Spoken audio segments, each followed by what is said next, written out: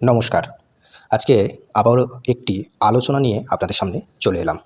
আজকে যে বিষয়টি আলোচনা করব তা হলো নিত্যকর্ম বিষয়ক।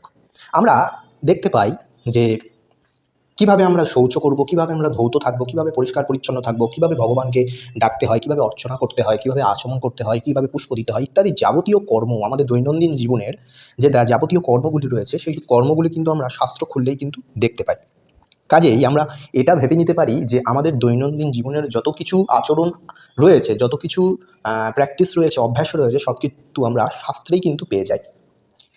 এখন বিষয় হচ্ছে আজকের যে বিষয় নিয়ে আলোচনা করব তা হলো অনেকের দাবি রয়েছে এ বিষয়ে যে গীতায় বা গীতার মধ্যে নিত্যকর্ম আদি কোনো কিছুর উল্লেখ নেই। অর্থাৎ গীতায় কেবলমাত্র জ্ঞানযোগ কীভাবে রয়েছে, ভক্তিযোগ কীভাবে করতে হয়, সাংখ্যযোগ, বিভূতিযোগ, অর্থাৎ তারা কিছু কিছু মানুষ রয়েছে তারা গীতাকে কেবলমাত্র ওই যোগশাস্ত্রর দিকে কিংবা বেদ অনুযায়ী বেদসম্মত হলে তাকে মানতে হবে, বেদসম্মত হলে তাকে মানা যাবে না, মানে ক্ষুদ্র একটি গ্রন্থ হিসেবে কিন্তু রাখে। কিন্তু আজকের জীবনে বা আজকের সমাজে গীতার যে প্রাধান্য রয়েছে সেই প্রাধান্য কিন্তু যারা বোঝার তারা ঠিকই বুঝবে। তো গীতার মধ্যে কি আচমন করার নিয়ম রয়েছে? গীতার মধ্যে কি পুষ্প দেওয়ার নিয়ম রয়েছে ভগবানকে? গীতার মধ্যে কি মানে যে দৈনন্দিন আমাদের জীবনে কীভাবে চলতে হবে, কীভাবে ধৌত করতে হবে, কীভাবে গুরু প্রণাম করতে হবে, কীভাবে সূর্যার্ঘ্য দিতে হবে, অর্ঘ্য প্রদান করতে হবে, এইগুলো কি রয়েছে? হ্যাঁ, আমার দাবি এবং আমরা বলছি যে গীতাতে সকল বিষয় কিন্তু রয়েছে। আমি যে শ্লোকটি বারবার দেখানোর চেষ্টা করি এবং বোঝাই যে কর্ম হচ্ছে প্রকৃতপক্ষে শাস্ত্রবিহিত কর্ম। এই যে আমরা দৈনন্দিন জীবনে যে সৎ কার্যগুলি করছি এবং যে সৎ উপায়ে চলছি, এই প্রত্যেকটি উপায় কিন্তু শাস্ত্রে থাকে এবং শাস্ত্রে রয়েছে। সেই জন্যই কর্মটাকে শাস্ত্রবিহিত কর্ম করতে বলা হয়েছে। এবার যদি আমি শাস্ত্র অবিহিত কর্ম করি বা শাস্ত্র ছাড়া কর্ম করি, সেটাকে কর্ম বলা হবে না, সেটাকে অকর্ম বা অধর্ম বলা হবে। কারণ শাস্ত্রের বিরুদ্ধে গেলে তো অধর্মই হয় না। কারণ যেহেতু আমাদের জীবনের একটা অভ্যাস, আইন সমস্ত কিছু তো আমাদের শাস্ত্রে বলে দেওয়া হয়েছে যে সনাতন ধর্মের মানুষরা কীভাবে চলাফেরা করবে, কীভাবে আচরণ করবে, সেটা তো তাদের কর্ম তো বলে দেওয়া হয়েছে শাস্ত্রের মধ্যে। কিন্তু যদি শাস্ত্র থেকে বাইরে আমরা সেগুলো করতে যাই তাহলে অধর্ম হয়ে যাবে বা অকর্ম হয়ে যাবে। তো সেই জন্য গীতার মধ্যে যে শ্লোকটি আমি দেখাই তা হলো 3য় অধ্যায়ের 8 নম্বর শ্লোক। এখানে বলা হয়েছে নিয়ত কুরু কর্মতাং কর্ম জ্ঞায় কর্মণা সরি ইয়াত্যাবিচতে ন প্রসিদ্ধেত্ত কর্মণা।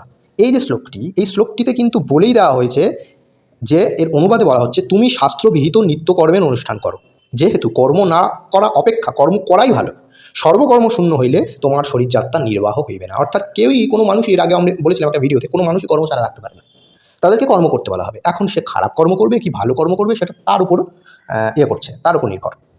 এখন ভালো কর্ম করতে হলে কী করতে হবে? শাস্ত্রবিহিত করতে হবে। এখন দেখুন এখানে রয়েছে, এই শ্লোকের অনুবাদে রয়েছে শাস্ত্রবিহিত নিত্যকর্মের অনুষ্ঠান করো। এখন আমরা নিত্যকর্ম অনুষ্ঠান কিন্তু শাস্ত্রে রয়েছে, মানে নিত্যকর্ম আমরা নিত্যদিনে কী কী করবো, দৈনন্দিন জীবনে কী কী করবো, সকাল থেকে সারাদিন অবধি, মানে আমাদের আহ্নিক থেকে শুরু করে আহ্নিক করা, ভগবানের শয়ন দেওয়া, ভগবানের পুজো দেওয়া, ভগবানের সেবা দেওয়া, এই যে সমস্ত নিত্যকর্মগুলি রয়েছে, দেখবেন আপনারা যে বাজারে নিত্যকর্মানুষ্ঠান বলে পুস্তক গ্রন্থ পাওয়া যায় কিনতে, যেখানে সমস্ত নিত্যকর্মগুলি কিন্তু লেখা থাকে, সেখানে কিন্তু এই সমস্ত বিষয়ে লেখা থাকে শাস্ত্রবিহিত কর্মগুলি।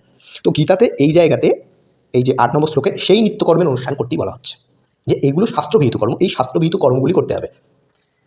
এখন পরের শ্লোকে 9 নম্বর শ্লোকে কি বলছে যে হে কন্তেয়, ভগবান শ্রীকৃষ্ণ বলছেন হে কন্তেয়, যজ্ঞার্থ অর্থাৎ বিষ্ণুর আরাধনার্থ কর্ম ভিন্ন। ভালো করে বুঝুন, বিষ্ণুর আরাধনার্থ কর্ম ভিন্ন, অন্য কর্ম করিয়া এই মনুষ্যগণ বন্ধনপ্রাপ্ত হয়। অতএব তুমি নিষ্কাম হইয়া বিষ্ণুর প্রীতি নিমিত্ত কর্মে সম্যক আচরণ করো। ওই যে বললাম শাস্ত্রবিহিত কর্ম করতে হবে, ভালো কর্ম কিংবা খারাপ কর্ম। সেই ভালো কর্ম করতে হলে শ্রুতি মানতে হবে, বেদ মানতে হবে, শাস্ত্র মেনে এই আরাধনাগুলো আপনারা করতে পারেন বা নিত্যকর্মগুলি করতে পারেন। কিন্তু শাস্ত্র অবিহিত যে নিয়মগুলি রয়েছে সেগুলো খারাপ কর্ম, সেগুলো করতে মানা করা হচ্ছে, কারণ সেগুলো করলে মানুষ বন্ধনপ্রাপ্ত হবে। এটাই কিন্তু ভগবান শ্রীকৃষ্ণ এখানে পরিষ্কার করছে। তাই যারা বলছে যে গীতার মধ্যে নিত্যকর্ম অনুষ্ঠান বা এই সমস্ত ভগবানের সেবা অর্চনা করার বিধি দেওয়া নেই, এটা ভুল। কারণ এখানে সেরকমভাবে বিস্তারিতভাবে না বলা থাকলেও এখানে কিন্তু ভগবান শ্রীকৃষ্ণ ইঙ্গিত কিন্তু দিয়ে দিয়েছে কীভাবে কী করতে হবে। তো সেটা মানুষ যারা বুঝবে তারাই কিন্তু এই জিনিসটাকে মানতে বাধ্য। এই যে গীতা থেকে আমি আলোচনা করলাম, এই গীতা হচ্ছে শ্রীধর ভাষ্য গীতা। আপনারা অন্যান্য গীতাগুলোও দেখতে পারেন, সেখানেও কিন্তু পরিষ্কার বিষয় কিন্তু উল্লেখ করে দেওয়া হয়েছে। তো নমস্কার, আজকে ভিডিওটি ভালো লেগে থাকলে আমাদের পাশে থাকবেন এবং আমাদের চ্যানেলটিকে সাবস্ক্রাইব করবেন, লাইক করবেন, কমেন্ট করে আপনার মতামত জানাবেন। নমস্কার, ধন্যবাদ।